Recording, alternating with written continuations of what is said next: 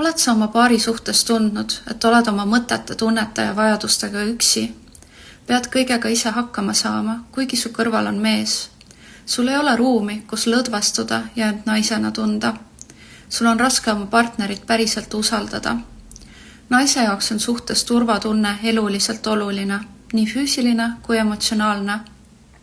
Kas ma olen temaga päriselt nähtud, kuuldud ja mõistetud? Kas ma saan talle toetuda, kui olen haavatav või vajan abi? Kas ma saan usaldada, et ta hoiab ja kaitseb mind, ka siis, kui mul on raske?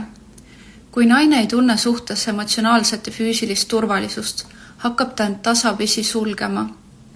Ta tõmbub kokku, ta muutub ettevaatlikuks, ta läheb kaitsesse ja koos sellega kaob ka lähedus, kaob usaldus ja ühendus.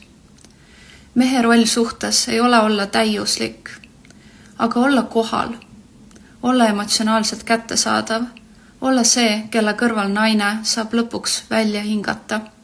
Sest naine ei avane seal, kus ta peab ellu jääma, ta avaneb seal, kus ta tunneb ennast turvaliselt.